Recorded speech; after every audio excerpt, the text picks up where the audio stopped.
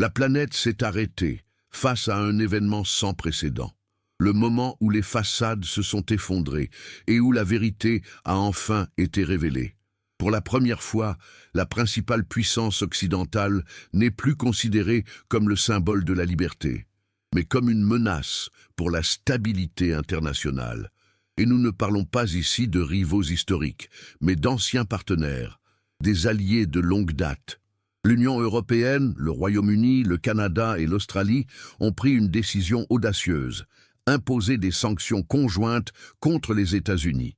Il ne s'agit pas de conflits commerciaux, ni de divergences diplomatiques courantes. Ce qui s'est produit était une réaction directe et calculée au comportement d'un président qui a défié les limites de l'acceptable entre nations alliées. Donald Trump, qui sème le chaos dans les relations extérieures depuis des années, a rompu des accords fondamentaux, ridiculisé des chefs d'État et commencé à traiter la diplomatie comme un jeu de pouvoir. Aujourd'hui, il subit les conséquences de ce jeu. Le communiqué officiel a été synchronisé à 6 heures du matin, heure de Washington, un coup stratégique destiné à atteindre les marchés avant même le début des activités économiques. Imposition de blocage financier, gel des avoirs, restriction de déplacement, touchant non seulement Trump, mais aussi 17 membres clés de son administration et plus de 40 sociétés liées à son conglomérat. La raison ? Des accusations très graves de non-respect de la Constitution, d'abus de pouvoir public et de démantèlement délibéré des piliers démocratiques qui soutenaient l'équilibre entre les nations alliées. L'image des États-Unis en tant que bastion de la démocratie s'est effondrée. Et la responsabilité en incombe à ceux qui devraient la protéger. Avec son historique de tensions avec l'OTAN, de provocations envers le G7 et d'attaques verbales contre des partenaires commerciaux tels que le Canada et l'Allemagne, Trump a mis en péril des décennies de confiance mutuelle. Et maintenant, avec son retour au pouvoir plus enflammé que jamais, les nations partenaires ont décidé d'agir, sans plus attendre. Les premières discussions ont eu lieu au milieu de l'année. Des réunions discrètes, des rapports confidentiels, et une série d'échanges de renseignements entre les 4 pays. Au fil des mois, un document confidentiel a été constitué, avec des preuves recueillies par leurs propres agents et des registres financiers compromettants. Lorsque les preuves sont devenues incontestables, des mesures ont été prises. Et l'effet a été dévastateur. La bourse américaine a subi un effondrement fulgurant. Le dollar a fluctué avec une instabilité critique. Et le marché a réagi par une panique généralisée. Les entreprises liées à Trump ont vu leur valeur s'évaporer.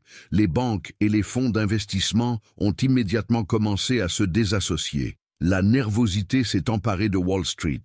Même les services de renseignement américains ont ressenti le choc. Selon des sources internationales, plusieurs agences alliées ont commencé à limiter l'échange d'informations avec les États-Unis, craignant des fuites ou une utilisation politique des données. La raison ? Des rapports divulgués révèlent que des membres proches du président ont partagé des informations confidentielles avec des agents étrangers, y compris des représentants de la Russie. Un geste considéré comme une trahison. Même s'il n'a pas été prouvé qu'il était intentionnel, il a dépassé les limites de la tolérance. Les alliés avaient attendu une prise de position interne. Ils avaient fait confiance à l'action du Congrès. Ils croyaient au fonctionnement des institutions. Mais face à l'inertie américaine, ils ont opté pour une réponse externe. Et dans ce nouveau scénario, Trump n'est plus seulement un facteur de tension. Il est devenu une menace déclarée pour la sécurité mondiale.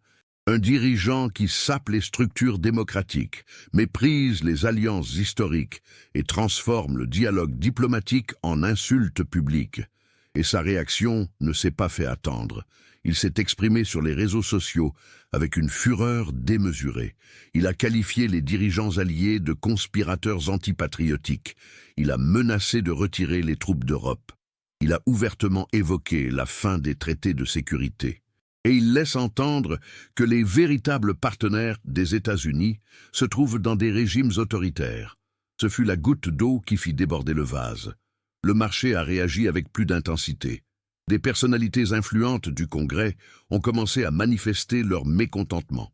Même ses plus proches alliés ont tenté de limiter les dégâts. Cependant, il était trop tard. La réputation américaine, construite au fil des générations, a été ébranlée en quelques heures. Tout cela à cause des actions et des omissions d'un seul homme. Pendant des années, la communauté internationale a tenté d'éviter d'en arriver là.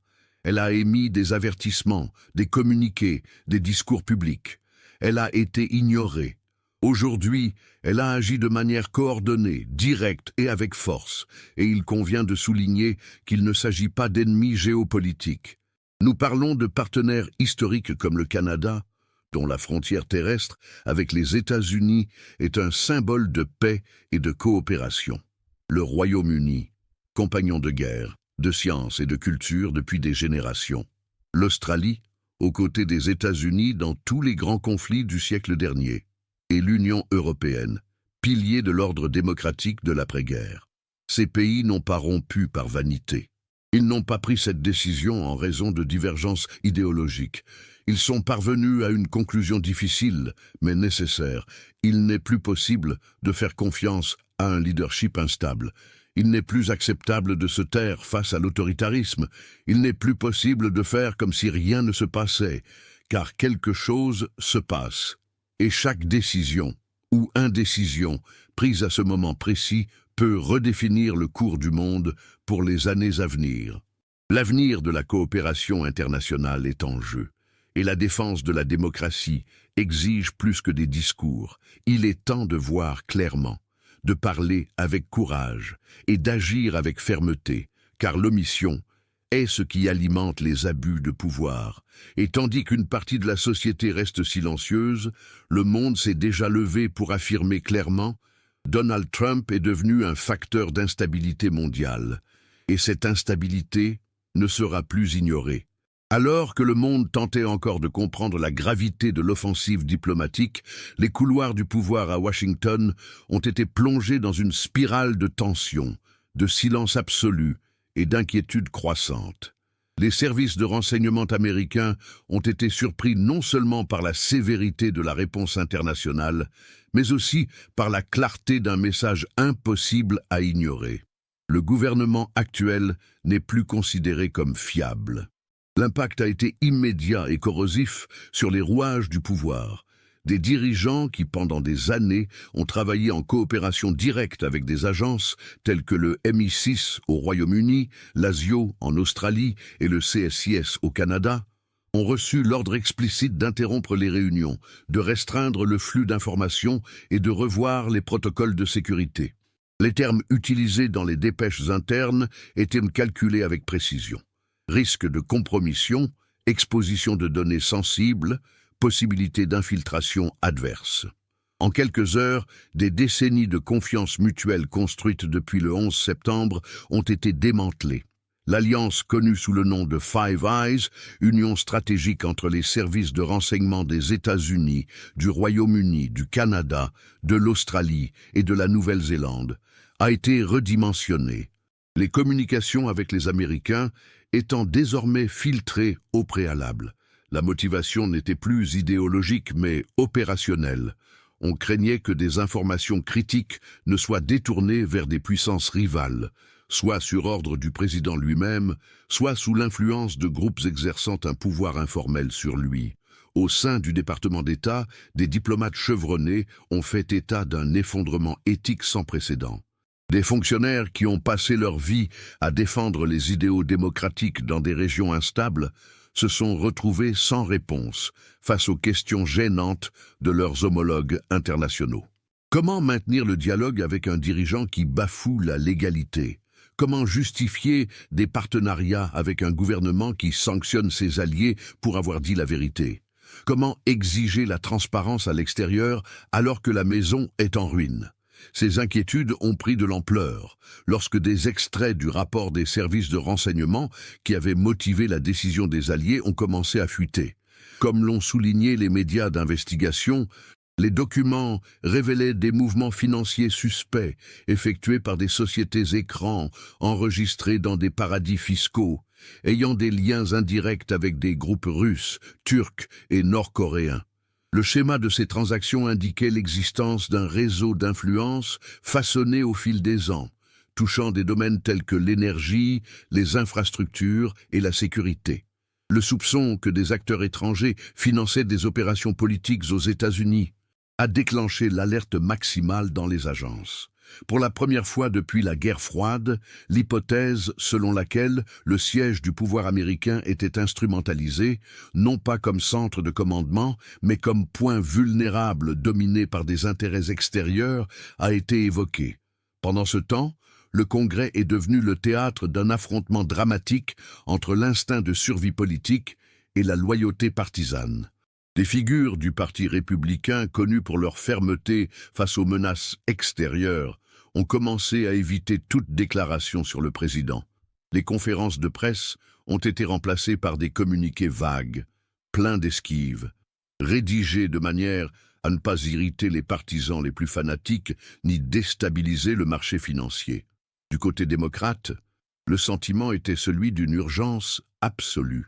Des réunions extraordinaires ont été convoquées pour discuter de la création de commissions chargées d'enquêter non seulement sur les délits financiers attribués au chef de l'État, mais aussi sur sa capacité à continuer d'exercer son leadership face à l'isolement absolu du pays sur la scène internationale.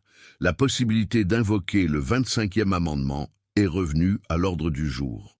Depuis l'époque de Nixon, on n'avait pas parlé aussi ouvertement de la nécessité de destituer le président afin de protéger le fonctionnement des institutions. Dans les cabinets d'avocats, l'atmosphère était à l'effondrement contenu. Les départements qui s'occupent des affaires du groupe Trump ont reçu des communications d'institutions financières étrangères ordonnant le gel des comptes, la fermeture des crédits et la rupture des contrats à l'échelle mondiale. Les implications sont considérables. Une grande partie des revenus liés à l'empire Trump dépend directement des capitaux étrangers. Sans cet afflux de capitaux, les propriétés, les hôtels et les entreprises de luxe pourraient devenir non viables en quelques semaines. Les experts avertissent qu'un effondrement financier de cette structure affecterait toute la chaîne des secteurs interdépendants, en particulier le marché immobilier haut de gamme et les fonds exposés aux actifs de la famille. Cette exposition fragilisée soulève une question délicate. Jusqu'où va l'utilisation de la machine publique pour protéger des intérêts particuliers au détriment de l'intérêt national? La couverture internationale a renforcé ce scénario alarmant. Des journaux comme Le Monde ont qualifié cet événement de rupture la plus grave de l'ordre occidental depuis l'après-guerre. Des publications comme Der Spiegel ont parlé de « humiliation diplomatique irréversible ». Le Guardian, quant à lui, a établi des parallèles directs entre le président américain et des figures autoritaires comme Viktor Orban et Erdogan.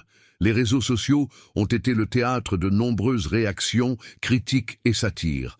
Pour chaque commentaire aveugle en défense du président, une vague d'indignation s'est élevée face à la menace qui pesait sur ce qui restait de la morale démocratique.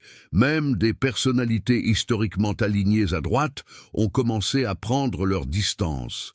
Des analystes conservateurs traditionnels ont publié des articles défendant la rupture avec un dirigeant qui semblait disposé à mener tout le pays au bord du gouffre. Au sein de la base électorale, des fractures ont commencé à apparaître. Des familles auparavant alignées sur la rhétorique de la confrontation étaient désormais mal à l'aise face à la succession de scandales et hésitaient à admettre publiquement leur erreur. Le soutien inconditionnel a fait place à un silence déconcertant. Et dans ce vide, une nouvelle perception collective s'épanouit. Un nombre croissant de personnes commencent à comprendre que les attaques contre les institutions, la presse et le système judiciaire ne sont pas seulement des fanfaronnades, mais de véritables mécanismes de corrosion de la démocratie. Dans les coulisses de l'OTAN, de hauts responsables ont commencé à discuter de plans alternatifs pour pallier l'affaiblissement de la confiance dans le leadership américain. Des rapports internes envisage de reconfigurer la structure de l'Alliance. Avec une délégation temporaire du leadership à l'Europe, l'exclusion protocolaire des États-Unis de certaines opérations et le renforcement des traités parallèles, réduisant ainsi la dépendance vis-à-vis de Washington. Au Conseil de sécurité des Nations Unies, la délégation américaine a commencé à faire face à un isolement progressif lors de votes qui faisaient auparavant l'objet d'un consensus. Pendant ce temps, la Russie et la Chine progressent, elles étendent leur influence. Elles apportent leur soutien à des pays fragiles et se présentent comme les modérateurs de l'ordre international, un rôle historiquement réservé aux États-Unis. Ce qui se profile n'est pas une simple crise de gestion, c'est l'ébranlement d'un pilier de l'hégémonie mondiale. La figure de proue, qui représentait l'Occident, est désormais remise en question par ses propres partenaires. Et la réponse n'est pas venue par le biais des troupes, mais par les voies diplomatiques. Elle n'est pas venue des ennemis, mais des alliés. Elle n'est pas due à la guerre, mais à l'effondrement de la confiance. Et c'est là que réside la véritable menace. Si les sanctions sont renforcées, si des mesures supplémentaires sont adoptées, telles que des blocus commerciaux ou le retrait des représentations diplomatiques, les États-Unis pourraient se retrouver dans une situation sans précédent, celle de devenir une nation marginalisée au sein du système démocratique international. Une situation sans précédent. Même pendant les épisodes les plus sombres du siècle dernier, le danger qui se profile aujourd'hui n'est pas seulement stratégique, il touche à l'identité même des États-Unis, pour la réputation de l'Amérique, pour la stabilité du monde libre, pour l'idée qu'il existe des limites éthiques qui ne peuvent être violées en toute impunité, à mesure que le temps passe, et que les effets des sanctions s'infiltrent dans chaque sphère du pouvoir national. Une constatation dérangeante commence à se former dans les couloirs du gouvernement, dans les analyses de marché et parmi les citoyens attentifs qui observent tout cela avec un mélange de perplexité et d'inquiétude. L'ancienne position de leader moral, stratégique et diplomatique des États-Unis s'effondre. Et le responsable n'est pas à l'extérieur du pays, il est à l'intérieur. L'effondrement de la confiance, auparavant silencieux, s'accélère désormais de manière visible. Plusieurs agences gouvernementales fonctionnent en mode de contention, précipitant les communiqués, révisant les contrats et essayant de maintenir une façade de normalité face au chaos imminent. Cependant, l'opinion publique internationale a déjà vu ce qu'elle devait voir. La honte ne peut plus être contenue. L'image ternie se transforme en une cicatrice profonde. Et le plus douloureux, pour l'élite qui croyait encore pouvoir contrôler le récit, est de reconnaître que tout cela aurait pu être évité. Au sein du noyau conservateur, la crise s'aggrave. L'aile la plus extrême reste fidèle à l'ancien président, considérant les événements comme faisant partie d'un complot mondial, visant à déstabiliser le pays. Mais cet argument ne résiste pas au poids des faits. Documents, mouvements financiers, preuves matérielles, transactions analysées en bloc, les données présentées par les nations qui ont appliqué des sanctions sont vastes, cohérentes et compromettantes. Plus que tout, elles révèlent un schéma. Un dirigeant qui a utilisé sa fonction pour s'enrichir, protéger ses propres intérêts et favoriser ses alliés étrangers. Face à cela, les figures modérées du Congrès sont en proie à des conflits internes. Les réunions à huis clos se multiplient. Parmi les sujets abordés, les démissions politiques, les retraits stratégiques et même l'idée de retirer définitivement leur soutien à l'ancien président. Certains y voient une chance de reconstruire le parti sur des bases démocratiques. D'autres hésitent, sachant que rompre avec ce nom signifie, dans la pratique, être banni de la base électorale la plus fidèle. C'est le drame d'un parti qui a nourri un leader charismatique et destructeur et qui ne sait plus maintenant comment survivre à son ombre. Dans la sphère judiciaire, les rebondissements ne cessent de se multiplier. Les juges fédéraux, qui gardaient auparavant leur distance, commencent désormais à rendre des décisions sans appel, fondées sur des preuves jusqu'alors protégées par le secret. Les tribunaux d'État rouvrent d'anciennes affaires. Les procureurs déposent des demandes de coopération internationale. Les parquets présentent de nouveaux éléments basés sur des dossiers provenant de l'étranger. La logique derrière ces actions est simple, mais politiquement explosive. Si des alliés internationaux ont réuni suffisamment de preuves pour imposer des sanctions, pourquoi le pays lui-même n'a-t-il pas agi? Cette question résonne dans les coulisses juridiques comme une alerte rouge. Et avec elle, Et avec elle vient le risque que le système américain soit désormais considéré comme omis, ou pire, complice. Cette érosion peut compromettre la légitimité même des institutions. Et cela commence déjà à générer un mouvement discret parmi les praticiens du droit, qui ne souhaitent pas être considérés comme complices du silence. Dans la presse, le ton change également. Les médias traditionnellement neutres adoptent des positions plus incisives.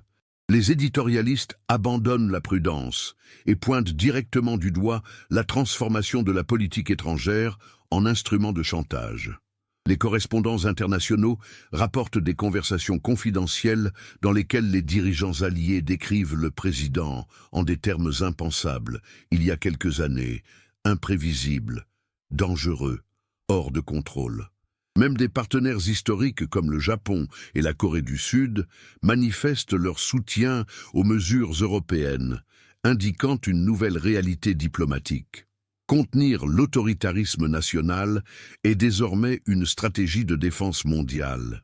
Il ne s'agit plus d'un conflit entre pays, mais d'un choc entre des visions du monde. Et pour survivre, la démocratie doit se protéger, même si cela signifie isoler l'un de ses propres membres. Dans les rues, un nouveau type de prise de conscience commence à se manifester. Contrairement aux manifestations passionnées d'autrefois, on observe aujourd'hui une indignation contenue, empreinte de tristesse et de déception. Des pancartes apparaissent sur les places publiques. Les messages réclament la responsabilité, des limites, la reconstruction. Les anciens combattants déclarent publiquement que le pays qu'ils ont défendu ne peut se plier à des projets autoritaires. Les voix religieuses réclament un retour à l'éthique, à la justice, à la vérité. Les jeunes qui s'étaient détournés de la politique par désillusion reviennent au débat, aux réunions publiques, aux réseaux sociaux. La peur cède la place au courage. Le silence fait place à la mobilisation. Car, au plus profond de la société, tout le monde comprend. Ce qui est en jeu transcende les sigles, les dirigeants ou les mandats. C'est l'essence même de la démocratie américaine qui est en jeu. Et cette essence est blessée, saignant, résistant, luttant pour respirer dans un environnement toxique, rongé par les mensonges, la cupidité et la permissivité. Et alors, un doute commence à résonner dans les coulisses du pouvoir. Comment cette histoire va-t-elle se terminer? Quelle sera l'issue? Dans un scénario où le fonctionnement des institutions est bloqué, où le chef de l'État est accusé de corruption à l'échelle internationale, et où les partenaires les plus anciens s'éloignent discrètement, certains parient sur une destitution forcée. D'autres évoquent une démission arrangée. Certains craignent le pire, une série de litiges judiciaires, de blocages législatifs et de troubles populaires. Aucune de ces hypothèses n'est rassurante. Toutes entraînent des blessures institutionnelles difficiles à cicatriser. Cependant, ignorer le problème n'est plus envisageable. La planète n'attend plus la résolution de la crise. Elle a déjà commencé à se repositionner. Et maintenant, plus que jamais, il appartient à la population américaine de décider quelle histoire elle souhaite écrire. Ce que vous avez entendu ici n'est pas seulement un avertissement, c'est un appel, une invitation à la lucidité. Si vous êtes arrivé jusqu'ici, c'est parce que vous sentez que quelque chose ne va vraiment pas, et que faire semblant que tout est normal est trop dangereux. Nous ne pouvons plus rester silencieux alors que le système s'affaiblit de l'intérieur. Nous ne pouvons plus accepter qu'un dirigeant concentre le pouvoir sans rendre de compte, que les institutions cèdent à la peur, que la vérité soit remplacée par des versions commodes. Les signes d'effondrement sont visibles. Les ignorer, c'est préparer le terrain pour des tragédies encore plus grandes. Le moment exige de la fermeté. Il exige de prendre position. Il exige du courage pour préserver ce qui peut encore être sauvé. Car si ce n'est pas maintenant, cela ne sera peut-être plus jamais possible.